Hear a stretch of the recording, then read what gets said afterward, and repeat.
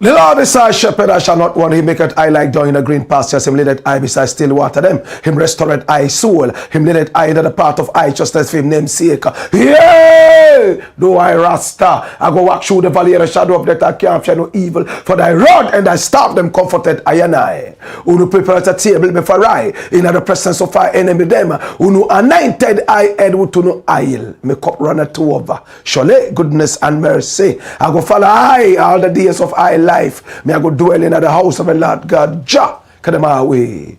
A'udhu billahi minash shaitanir rajim. Bismillahir rahmanir rahim. Qul huwallahu ahad, Allahu samad, lam yalid wa lam yulad wa lam yakul lahu kufuwan ahad. Sadaqallahu azim. Juma Mubarak to all Muslims. How ma usobo lisa adanu wato e wasikle afo. Agbeno heavy megba fumato. Jakpata beda bio. Monye ko. How atanyu mo you waladong. This is the Black Pot, aka Kukushodemo, and here we speak truth to power. Now here we don't criticize, but if we must, it would only be on one condition: to build and not to destroy. That is why we keep saying we are in the service of God and country. Again, here we are not neutral, never claim to be. We have taken sides, the side of the truth. That is why we keep saying we are the headquarters of the truth. And my name, Black Rasta. Now in every traditional African home there is a black pot, and each time this black pot sits on the fire, there is something super sumptuous cooking, ingredients of so many different types, shapes and sizes, aromas and even flavors. Put aside all their differences and relocate into the black pot, where they are subjected to some really good amount of heating. At the end of the day, they produce sumptuous food in all its palatability for the nourishment of the whole family in all its entirety. This is exactly what we do here. Literally, we pick up ideas from all walks of life, all and sundry, and we subject this to some serious forensic scrutiny, right? After which we tease out the creme de la creme of all these ideas, and we use that for the development of our people, our continent, our land. This is the Black Pot, aka Kukushonemo, and here we speak truth to power. I must apologize for the false start of the show. It was due to some technical challenge. Right now the road is clear and we are ready to fly high. We are live on Facebook, also live on YouTube. You can also find us on X, formerly called Twitter, also on Instagram and on TikTok, where we are ticking and talking with the hands of patriotism. Please share the broadcast. Our numbers are also scrolling on the screen. Pick up the numbers and do business with us. You may also share some stories you want us to follow up on, and we are more than ready to do that. This is the Black Pot, aka Kukushonemo, where we speak truth to power. And today we have 3 very important stories to look at. Some exclusives as well. And these exclusives are very, very, very, very hot. That is why you must be sharing this broadcast. Please share the broadcast. Recommend us to family and friends. It's going to be truly hot today as usual. And if you're ready, come along. This is the Black Pot, aka Kukushonemo, where we speak truth to power. If you haven't subscribed to this channel yet, please do me the honors. Hit on the subscription button. Right after that, hit on the notification bell so that each time we are on, you will be reminded to watch us. This is the channel of truth. This is the headquarters of the truth. This is the address of the truth. If you are looking for the truth, You don't have to go too far. This is the domicile of the truth. This is the Blakk Port, aka Kukushodemo, where we speak truth to power. Please take only 1 second, share the broadcast, and subscribe to this channel. It takes only 1 second. Okay? This is the headquarters of the truth. And here we go. Story number 1. Watch this. Third term for Mahama still being considered. Now, when John Dramani Mahama was campaigning to become a president of Ghana again, not many people gave him the dog's chance. Many thought that he was finished. He had become the dead goat. He had become a past tense. He had become history. Nobody gave Mahama the chance. But before he left office, he told all and sundry that I leave all judgment of my stewardship to time. And it looked like it was a prophecy. Many were those who went back comparing the tenure of office of Mahama and that of Nana Addo Dankwa Akufo-Addo, his successor. And it came out that many were still clamoring for Mahama to return silently like a raging storm. And to make it even worse, Mahama himself was praying that God should bring him back so that all the mistakes he made as a president, he would be able to cross all the T's and dot all the I's and make sure that he would leave a clean sheet one more time. God answered his prayer and he became president again. Not just a president, he won overwhelmingly. In fact, for the first time in the history of Ghana, the opposition conceded defeat earlier than the Electoral Commission could even predict. My brother, my sister, Mahama was sworn in and everything was so picturesque, full of color. He wore one of the best dresses for his inauguration. And when he became president, many were those who were expecting that Dumso would come in.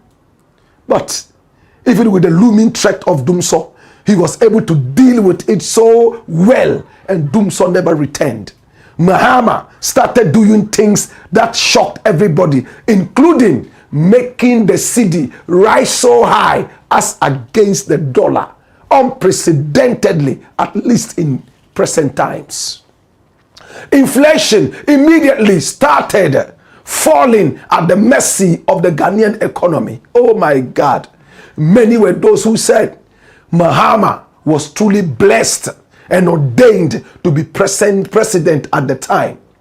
Now, to make it even worse, when Mahama became president again, it looked like the law started to work very, very well. And all the young men he put into power were ready to do so much. That was when fear started coming in. Come here! Watch this. Now, as Mahama became president again and started doing so well, those who called him incompetent swallowed back the dirty debt of vomit. Those who said Mahama was the dead goat had to swallow back their words so uncomfortably. And those who said he was history now began writing a new page of history for Mahama. My brother, my sister, the opposition started it first. Oh, Mahama, he's trying to look for a third term. Officially, after this tenure, Mahama is not supposed to return as a presidential candidate. But we hear he was to come back. It was all in the rumor vine because Mahama was doing too well. And it looked like it would be an easy win for the NDC should Mahama push for a third term, as it was done in neighboring La Côte d'Ivoire and some other African countries. Now the opposition realized that they will never stand a chance if Mahama was to return as a candidate again for a third tenure. So they started making noise around and swearing that Mahama would never have a third term. They had a lot of push when Kpebu Jr., a very respected journalist, came out and said that no, he will not support Mahama's third term. And then Mahama himself came out and said that he would not go for a third term. It was announced all over Ghana, and this is City Newsroom announcing it loud and clear in a banner headline. Mahama rules out 2028 bid, pledges to uphold 2-term limits. My brother, my sister, and when you read the story, it says President John Dramani Mahama has assured that he will respect Ghana's 2-term limit and will not contest the 2028 election. Kpebu was more than happy. People were still clamoring that Mahama would go for a third term because he was doing too well. And if there is a winning team, why do you have to change it? But Kpebu stood firm, came back, and this was what he said. Boom. It was all over in the media. President Mahama will not yield to calls for a third term. And this is Kpebu Jr. making it so clear. But my brother, my sister, as the economy keeps getting better, as the law keeps working, as employment is being created, in less than a year of Mahama becoming president, the city becoming better and stronger. In fact, international relations getting better. Mahama making speeches that are greeted with standing ovations all over the world. It looks like many more people are clamoring to have Mahama please deal with the constitution a little bit, massage it a bit with the help of majority in parliament as against this micro minority. Mahama would be able to have a third term. But would it help our democracy? Apart from the physical, it went spiritual. Come here. It went spiritual. Now, one of the respected prophets of the land, his name is Prophet Roger. They know him so well in Kumasi. He became very popular around the election time when a number of his prophecies all came to pass.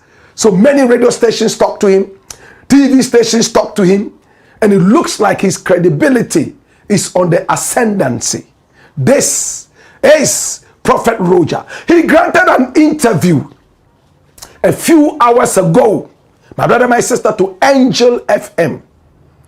And when this interview was checked out by prying eyes and ears, it came out that a third term for Mahama is still under consideration. And he has told us when the consideration is going to be happening in Parliament, the discussion and the debate. And he says he sees Mahama going for a third term. And it's published in the news. Already, Mahama is going for a third term. And he would win, according to Prophet Roger. But in this interview, he also goes ahead to say that apart from Mahama winning, it will be something very good for Ghana. Though the democracy might shift a little bit, it will help Ghana to grow better and bigger. This is Prophet Roger. Listen to the interview. Mame for Ura Ghana Parliament House. Okay. The Parliament House. Asem na meka ni mood ba meka. Ura Ghana Parliament House me who say there is a communication be in the realms is ahead of us. As our communication, no, e ba be sisambra bi. Na sa amra ne sisa ye ni wie peyo a. Ebeba be Ura Ghana election mo. 2026 ye be unity. And komodie bi be koso. Our Ghana Parliament House. Okay. 2026 yiko ya. Sa komodie ni koso a ebeba ba be wie Ghana ya bato. Ebaba be wie Ghana bato a. Ebema niema bi a ewo ho nne ensesa. Ebe wo ho sa kopim 2028 eni nachi ensesa. So we breaking it down kakama me. Parliament be amendments for mrebim. Some mra be affect 2028 election. Affect election na. Ye hu ni nde no. Ye be hu ni sa ensesa. Me pese eyi ni ti na maba na be breaking it down ma. Dreaming and I want who be fa 10 be one as I wo kan me de madwin bubu a as I yes some rebi na say ma de wo ho no mo a na say anya man sesa bibia. Do you see say a man pani betimi asan akobio? I have seen it. Say he's going for the 3rd term and he will win the election. That is it. Until say Entina meka say me pese unity. Na me breaking yama be down ye. Emma Ghana for tiase. Okay. And for the good of the country. In a way. And in another way so no bibi wa chide. E ba biwa na ma be chire sade.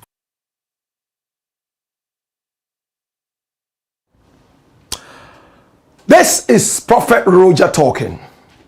How many people believe in him? How many people believe that he's ordained spiritually to see the hidden things of God? He has a track record. Many people believe that this is an ordained, anointed man of God. My brother, my sister, will Mahama go for a 3rd term? Would he be convinced to go for a 3rd term? And all the newspapers are already talking about this. This is from Ghana Web. I see President Mahama going for the 3rd term and he would win. He will win it. This is Prophet Roger. Dash it away. Now, according to Prophet Roger, Mahama would win the election and it will be good for Ghana. What do Ghanaians want? Do we want to hold on to our democracy no matter what? Or we would like to shift our democracy a little bit so the country can get better? This is the debate that is going on right now. People like Kwesi Pratt have made it simply clear. We will not support a 3rd term for Mahama.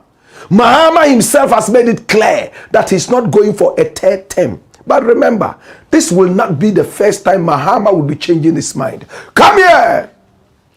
Remember after the election that saw Mahama lose by a very big margin, albeit as against some rumors of rigging, with some 2 people fingered, Kwabna Edubuayin and one Anoche.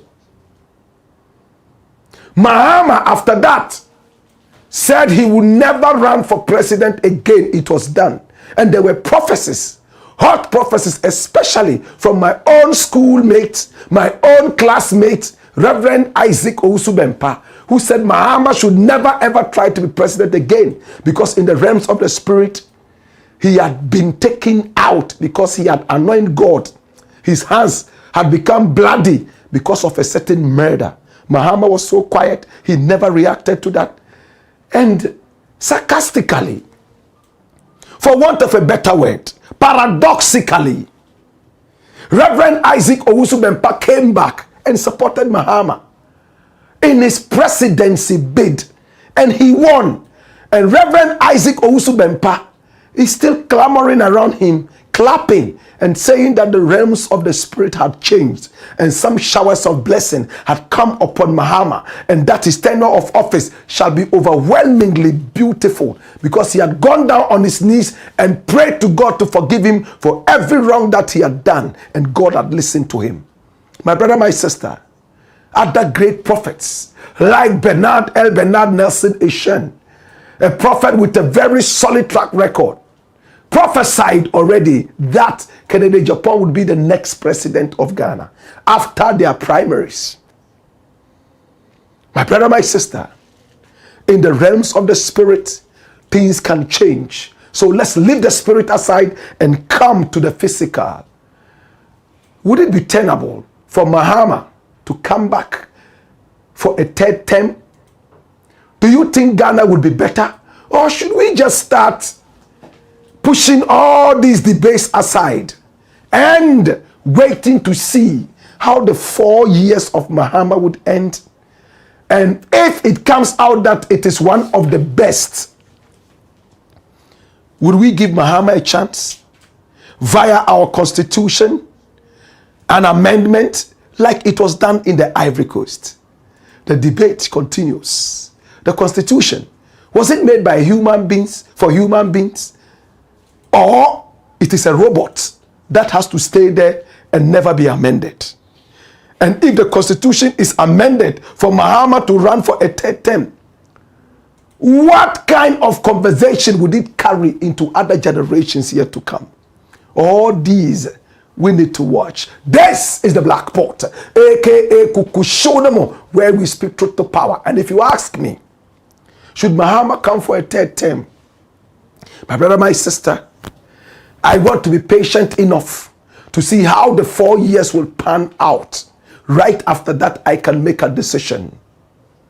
For now, as it stands, everything is moving good, except a few things that we have to tighten left, right, and center, and we would have a really beautiful country. But there is a beautiful country in the offing, in the presidency of John Dramani Mahama. And I am so happy about what is happening so far. This is the Blakk Pot, aka Kukushonomo, and here we speak truth to power. When we return, we have yet another powerful story. We would also take your messages, and the fire will continue. Hey ya, hey yo, woyo,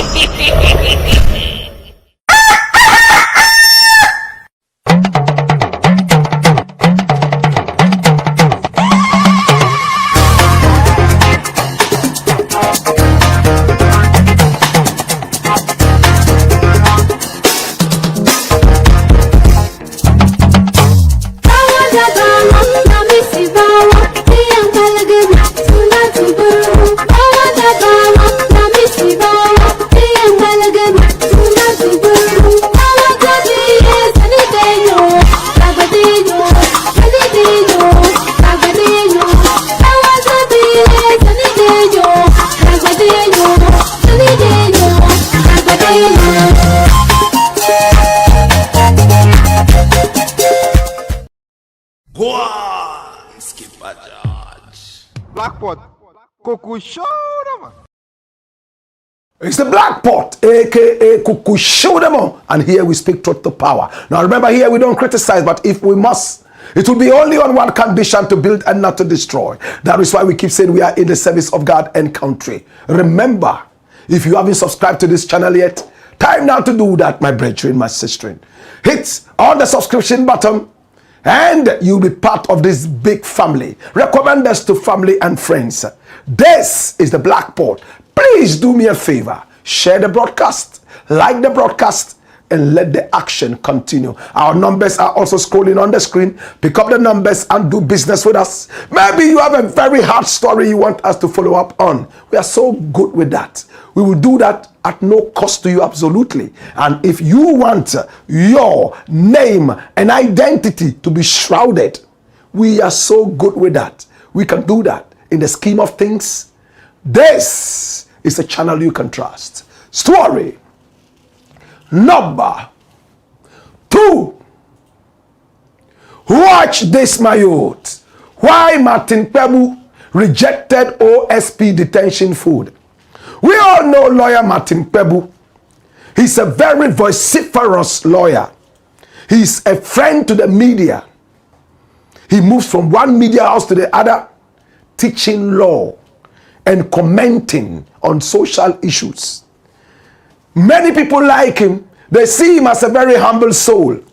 Now recently, he criticized the office of the special prosecutor and called the office a crime scene, and called the special prosecutor himself, Kisie Jabin, a graduate of Cornell University, New York, in America, as a corrupt, incompetent guy.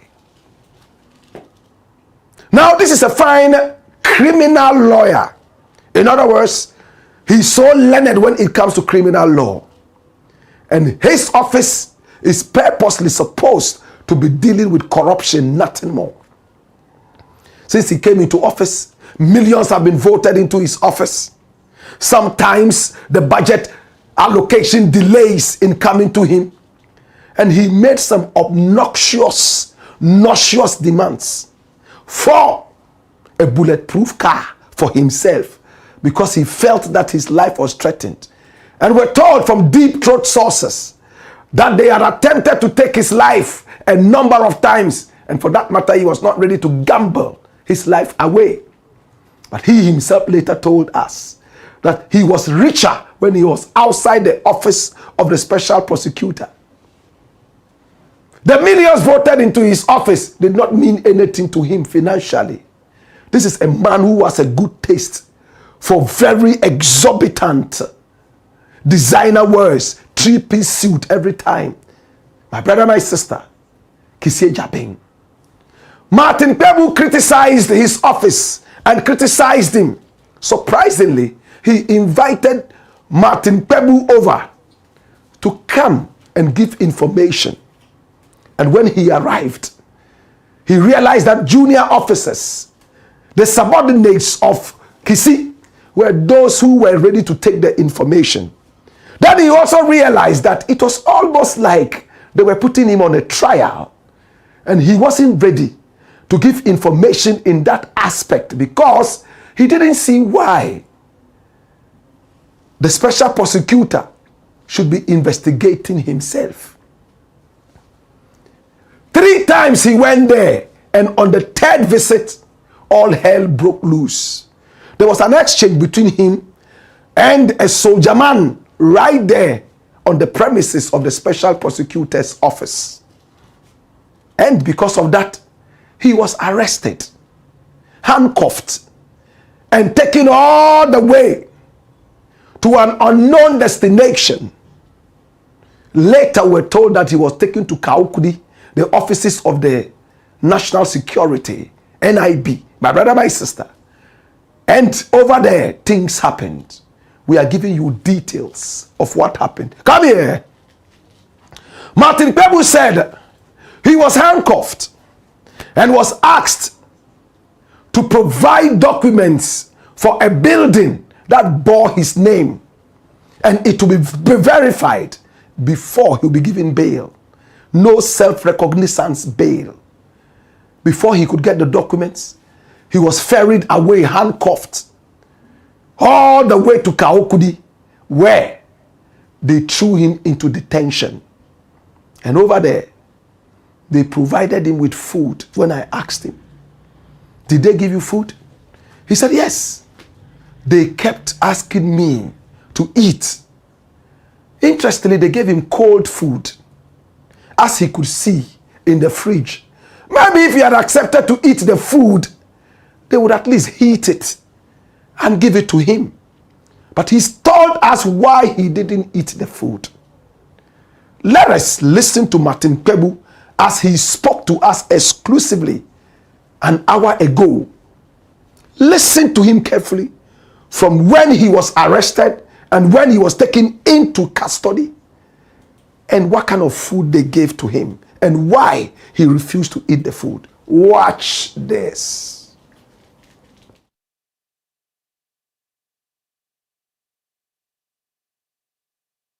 And then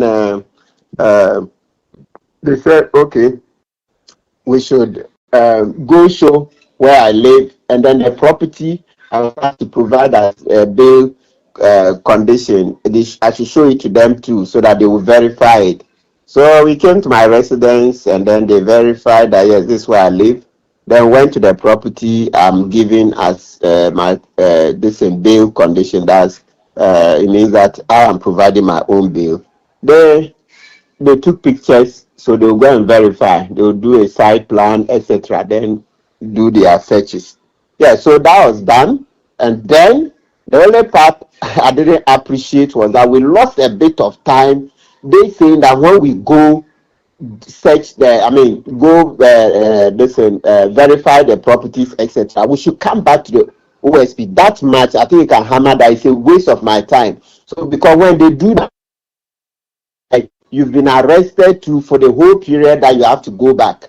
Yes, that's where it should be harmed. That look, we signed the bail bond. We signed it in the office there.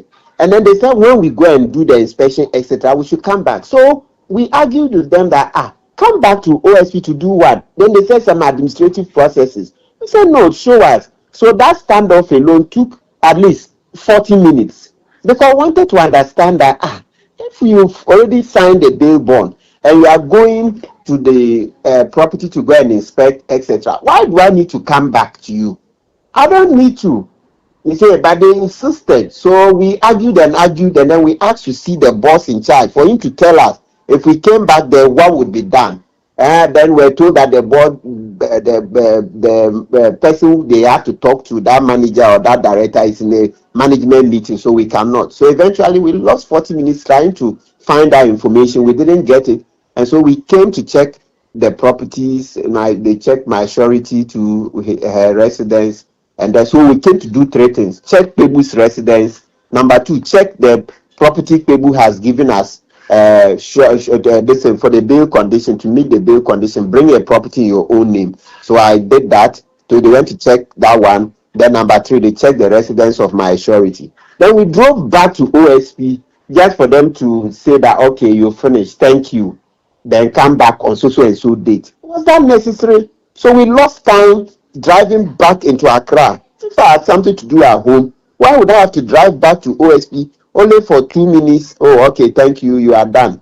This is the next time you have to report. That can even be done on phone. So that time wasting thing, they should reform it. It's not good. It's not best. It's not good for office. They can't be wasting people's time. So it's like practically will waste your time for the day. It's part of it's because you are practically under arrest too. And let me show you one thing they do. This one, somebody on bail. When we're going to watch my property, they insisted that I can't drive alone. OSP, their protocols require that I must sit in their car. So it means that practically that's also an arrest because I couldn't sit in my car. They said, no way, you must sit in their car. So such a protocol. Why? You've admitted the person to bail. I've given you the property. It's for you to go and investigate. You want to go and check my house. I want to sit in my car and drive to my house. You say, no, you can't sit in your car. You must sit in OSP car. They will take you. No, I don't think that makes sense because you lose right. Yeah. Interesting. But your own petition, are you done with it? Have you submitted it yet? No, I'm polishing up. The way now, looking at the timing, I hope it won't go past Wednesday. I'll put it in. It will not pass Wednesday. That's a promise because I have to put it in. The timing must be right. Now that I've seen that Parliament is also about to act on it. You know, yesterday there was a debate in Parliament. They said they will call him to come and answer questions on how he's going about his office. This very harsh condition. A soldier abuses a citizen, and now the citizen is being rather investigated. Where is the soldier? If two people are involved in exchange of words, where is the soldier? They've not said anything about the soldier. You see the selective justice, the incompetence that they did that led to Furata fleeing this country. Yeah.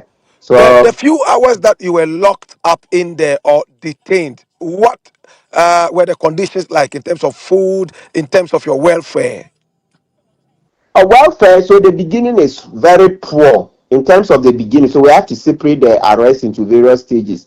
The arrest at the OSP is very poor. You know, they arrested me in their building and then took me to BNI. So let's do it stage by stage. Once I was arrested there, they didn't give me an opportunity to even call my family. Oh, once they put their handcuffs, let's go. Then they went and put me in the car, and then we started driving. They won't even tell you we are going here or there. No. Until we got to BNI headquarters, then the policeman, Evan Sopuku, went and did the entries, and then they came back, and then they said, no, we should go to the BNI regional office. So we went there, Kaokudi side, and then they put me in. So that's poor. If you are arresting somebody, let the person call his family that this. Even my lawyers were present. They didn't inform at that time, one of my lawyers was present. The other one had gone to bring the property. You know, my office is quite close to the OSP. So when they said the property must be in my name, etc. Fortunately for me, I had indenture in the office, title deed. So I sent one of the lawyers to go to the office and pick it and come. As soon as my lawyer left, about 3-4 minutes later, they whisked me away. So your main question is, how was the treatment? So I'm saying In terms of it's your poor that. welfare at the final place you were detained, did they give you food? What was the bedding like? Or did you just sit on a chair? For how many hours were you in there at the final place of detention? Yeah, so when it comes to the final place, yes, they offered me food several times. That's the NIB office. Yes, that place, they offered me food several times, but I wasn't in the mood to eat because, I mean, I was I was traumatized. I was so traumatized that, is this the Ghana I know that a soldier abuses me and then rather I have been arrested? What kind of situation? So I was just rethinking this democracy. So I was just, I mean, it was traumatizing for me. So I was not in the mood for food.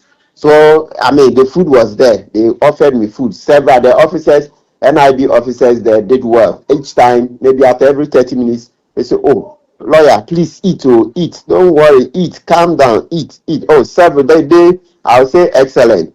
So they allowed me, I'm sure because I was so traumatized and going through my thoughts, they allowed me to just sit in there whilst they were processing me. I could see that there were various foods, assorted foods in different packages in a fridge.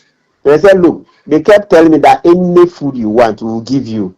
They were promising that because I didn't take the offer, I cannot verify that they could have given me anything. But in terms of professional conduct for the NIB staff over there, they did well. Yes, they, I mean, kept asking me, lawyer, eat to eat.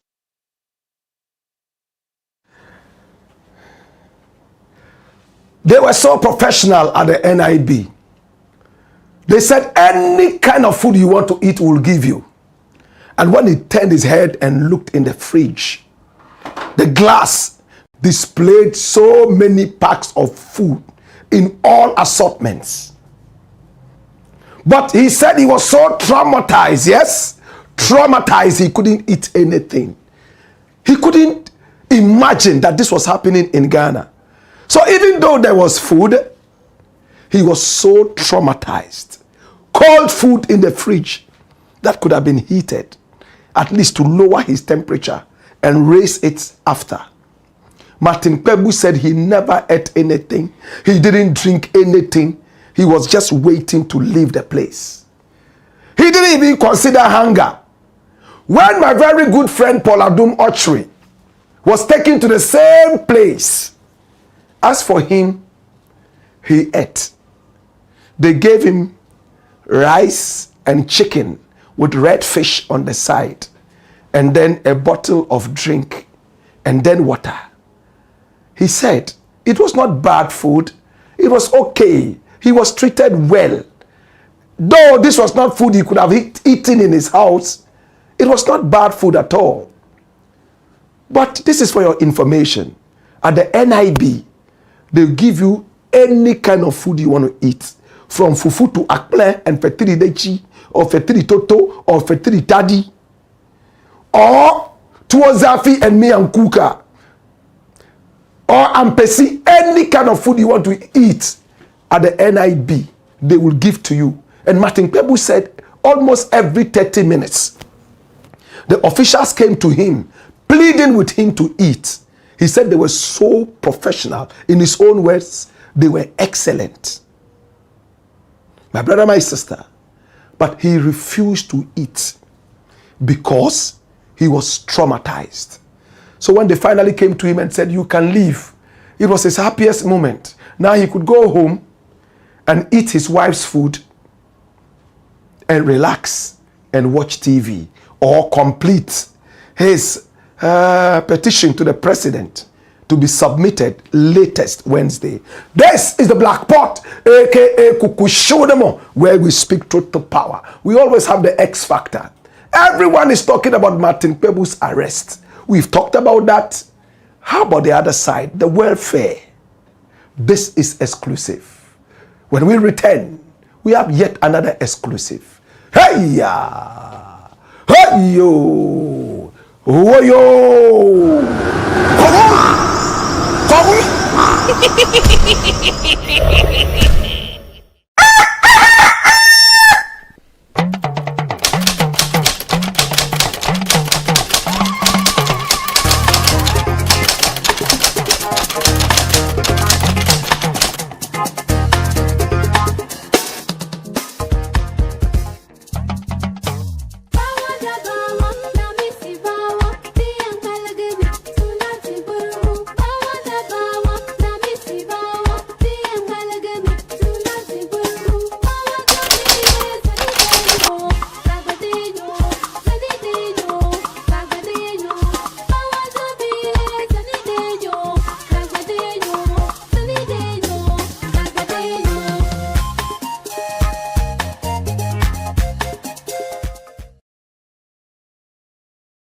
Go on, Skipper George.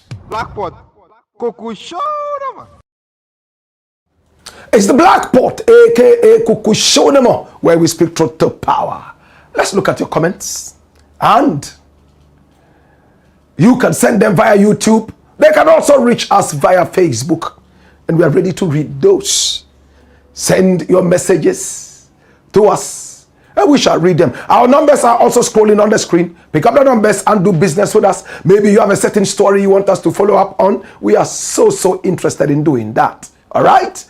Conscious Agbemenu Awosu is watching. Benazu says it's time. Ras Oko Kofi Sun Moon says, come here, watch this, dash it away. Okay? More comments coming in via Facebook and also via YouTube. And here is Nana Prempe, yes, Osp Prempe the second. Eduji Tamaklu, supporting the OSP to shield Keduforiata makes him look like a devil in the eyes of Ghanaians. Does he know the people Keduforiata has killed because of his mismanagement of the economy? Well, I saw a publication on that. I think basically he was just saying that the office of the special prosecutor should continue the office. Then he went on to say that Kisi must finish his tenure. This is a democracy. Everyone speaks his mind, and that's his mind. Listowell Raouf says, third term, may God forbid. Ghanaian Faisal says, Black Rasta, thanks for your good works. Your platform is very educative. Move of fire. The OSP office must be scrapped. In fact, here he says scrapped. Please. Thank you so much. Ghanaian Faisal, we appreciate you. Idi Abdallah Bonya says, dear Black, democracy lies in the will of the people. And if the populace wishes for a third term, there is no arbitration in democracy. So far, JM is the best in the Fourth Republic, at least helping us forget the unruly deeds of Akufo-Addo. It's great. You are the best, Black. More fire. Thank you so much, Idi Abdallah. And I like your eloquence, man. This is beautiful. Julius Meno says, good evening, Black. Good evening, Julius. How you doing? Moses Ugan says, good evening, Black. In fact, the OSP needs to be sacked immediately because he is of no use to the country. Conscious Agbemenu Awosu is still watching with eagle's eyes. Jabotir Nangbang says, you are very professional. Thank you so much, my brother. Oh gosh. Kwame Kwashi says, Black Empire Media is only here. You can find the truth and patriots. Conscious Agbemenu Awosu is throwing fire all over the place. Fire, yeah. Richard Nutako says, hi, Black. Thank you for the good job. God bless your hard work. Ghana thanks you. Richie Boneless says, fire, yabu, fire. Godwin Nupokujo says, all these debates of third term are unnecessary. Let's focus on nation building and accountability. The youths are jobless. Our educational system is falling apart. So if the quality of labor and services in the country improve, then we can go into debates like this. I'm sure he wants to say. King D says, he said it before and he changed it and he can change it again. Pain. All right. Yes. That's the point. James Quatty says, good evening, Black Rasta. Watching you live from Ready and Willing, sure to deliver Infantry Battalion. Michelle Camp. More fire. Thanks so much to all the soldiers there. We love you. Kwame Kwashi says the Constitution is not a rigid document that preaches static doctrine. I like that. We the people would trigger referendum if we the people want it. NPP and other opposition parties and political fanatics like Kwesi Pratt will not be making that decision for the people. Well, that's an opinion. Okay? And this is Kwame Kwashi. Yes. Kwesi Pratt is somebody I really love and respect. I don't think he's a political fanatic, but of course, I respect your opinion. Not to say your opinion doesn't matter. It does matter. All right. Story number 3. Watch this, my youth. Why Nana AGRADAA must remain in prison. Nana AGRADAA became very popular. I'm careful not to use the word famous because she wasn't famous, she was popular. And there's a difference. To be popular is to be known by so many people for anything at all. But to be famous is to be known by so many people for good things. So a thief like Atai is popular. But a great man like Kwame Nkrumah was famous. That's the difference. She was popular. She was a self-styled fetish priestess who got popular because of what she called sikagari. She was doing money doubling, allegedly. She had a TV stations where she came on and preached money doubling, a crime in our country. And all our security people watched, mouth agape and eyes opened like rattlesnakes ready to strike. AGRADAA robbed a lot of people with her dirty sikagari thing. Money doubling. Oh, bring this money, I'll double it for you. And she ended up stealing money from a lot of people. Many complained. Her TV stations were closed down. She was taken to court when some members of the society reported her. Then she was convicted. The day it was announced in Ghana that she had been found guilty, many Ghanaians were excited. Many jubilated. Many were those who slaughtered animals and had free parties for children because she had been convicted. She thought prison was probably a bed of roses. Before she went into prison, she said she had given up on her gods. She was no longer a fetish priestess. She was a woman of God. She changed her name from Nana AGRADAA. AGRADAA means thunder, right? Thunder. She changed it from Nana AGRADAA to Mama Pat, evangelist. Mama Pat, the word she struggled to pronounce till she went to prison. Evangelist.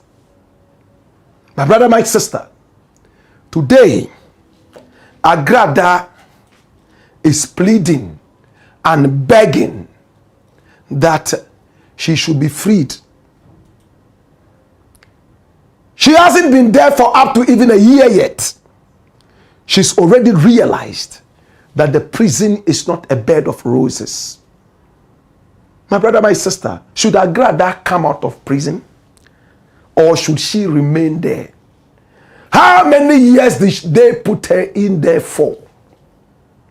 Come here. AGRADAA was a very bad, undesirable element to the society.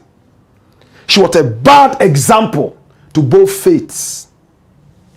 The fetish faith, you can call it paganism or traditional African religion, depending on which side you are coming from.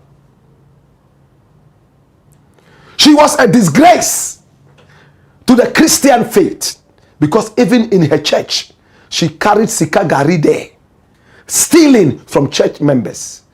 And we heard them loud, allegedly, on social media, talking about how much money she took from them, promising that she was going to double the money for them. She ran away with their money, even as a born-again Christian. That aside, AGRADAA will not have a disagreement with anybody and be civil about it. She would insult genital parts, be raw and very insulting on social media. Her videos trended all over the place.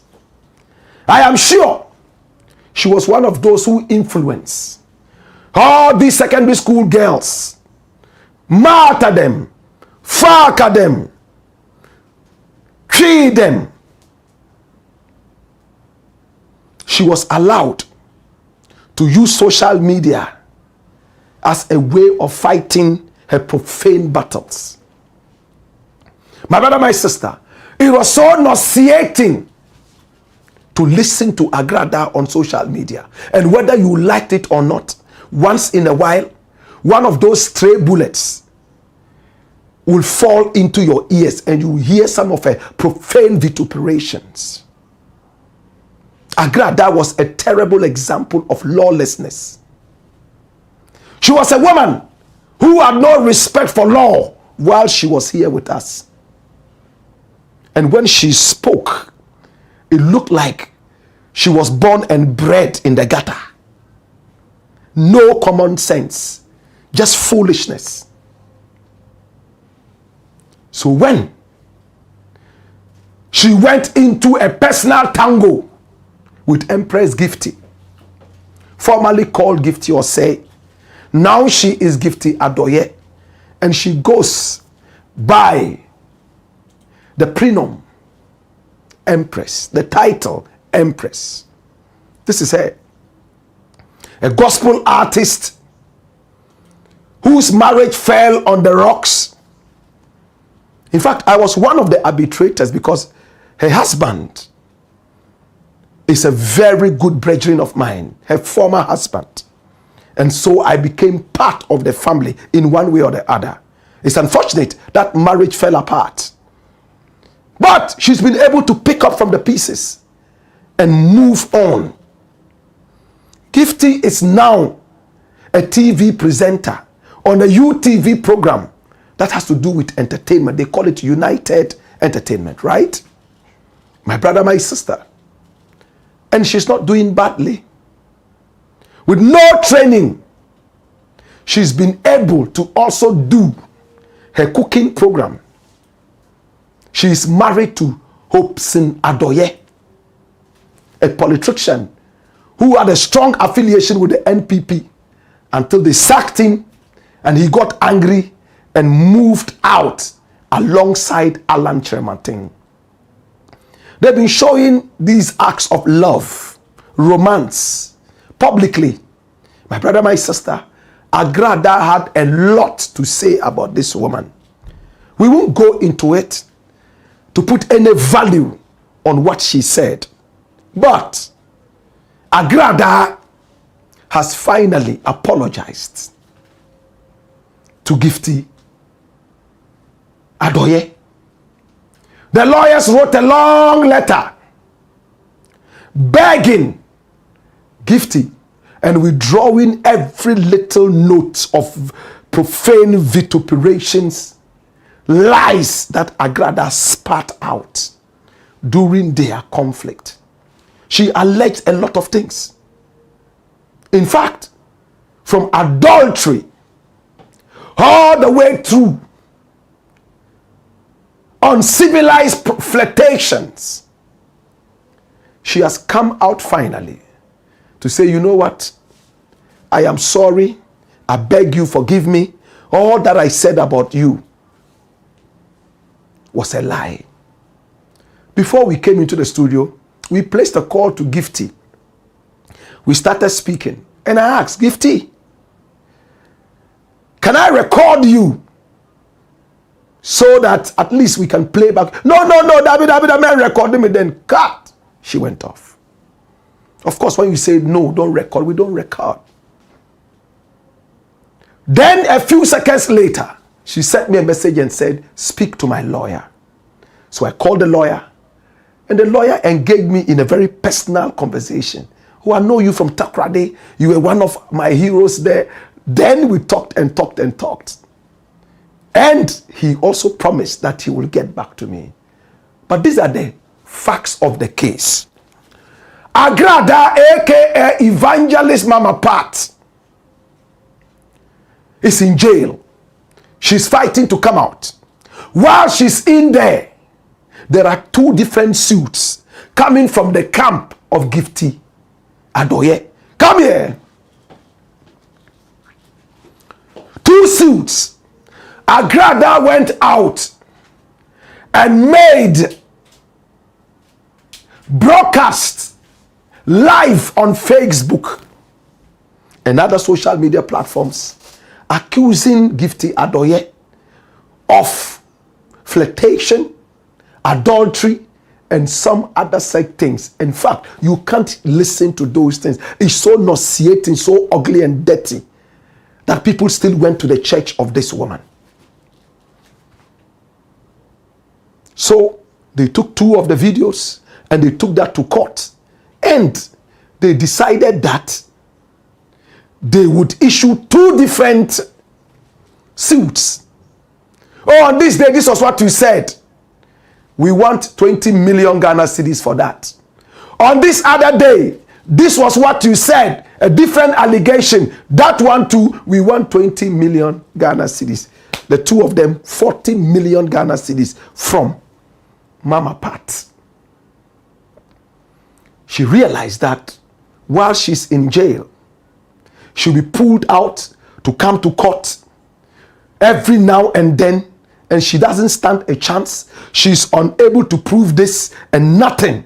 She's in jail. Her church is almost collapsed. The husband is running around trying to fix things, but no, they were all coming there because of Sikagari. Sikagari is in jail. Now they will come and eat Sikawisi. They will smoke Wisi. The Gari is gone. My brother, my sister, she realized that if this court case continues, she has to cough out money that she doesn't have. 40 million Ghana cedis. Therefore, every wise lawyer will tell her, listen, you don't have any evidence? Let's call them and beg them. But the information I have from the lawyer is that they are not going to forgive her. No. They have heard the apology. Fine. They are going to sit with the lawyers and the family of Sikagari, which has now become Sikawisi. Then they would say, we have heard you. We will forgive you, but not entirely. Pay this amount of money. Pay that amount of money. After all, Gifty paid the lawyers to go to court and do this. So pay this amount. Yes, we are forgiving you, but you must still pay something. As to how much it's going to be, we'll bring you some more information if it is worth it. Until then, AGRADAA must continue to be in there. The authorities must be sure that she goes through at least half of the period before any clemency. People like AGRADAA are very, very bad influences to society. From stealing from the people, fraudulent manner, to insulting people, uncouth behavior. Some of them is only prison that can reform them. And remember, the prison is not a punishment. It's a place of reformation. Give her good food to eat. Fufu and a benkwine. Let her work hard so that she will lose weight, at least some more weight. And when she returns, common sense will be part of her. She was making money of social media, insulting people. These are not the people we want as role models. Let her be there. How many years did they give her? If any clemency at all. And this should be general for everybody. We should make sure that they at least go through half of that, plus 1 day, before they are given any clemency. That's my opinion. I was so fed up and tired. AGRADAA was a bad influence to many. At her age, she would come and talk about, no, it's very un-Ghanaian. Anyway, it's a Blakk pot, aka Kukushonamo. And here we speak truth to power. It's a beautiful day and it's a weekend. All right? Thank God it's Friday, many people would say. Let's look at your Friday comments and we are done for the day. Okay? King D says the power belongs to us. We the Ghanaians will decide. NPP has no right. They should go and have their cozy beds and rest until we are tired of the position. Anyway, there is a different way to kill the cat. The NPP has another chance to open different branches in Togo to maintain opposition. Wow. Maybe Maurice Ampao would be the right ambassador for that. Ronald Lawson says, don't forget His Excellency the President has spoken already. And he has made it so clear. He's done it before, changed his mind. He said he will not extend anybody's retirement age. He did it for the IGP, 2 years. He said he will not stand for presidency again, but he came back and we have a good presidency. So that can also change. He's not a robot. Kofi Annan said, it's only a fool who cannot change his mind. All right? Ras Oko Kofi Sunmoon says, dash it away. Moses Ugan says, that's good news if it's true. Kwame Kwashi says, Blakk leadership is about delivery and continuous growth. Kwesi Pratt is not Ghana. Ghana is we the people.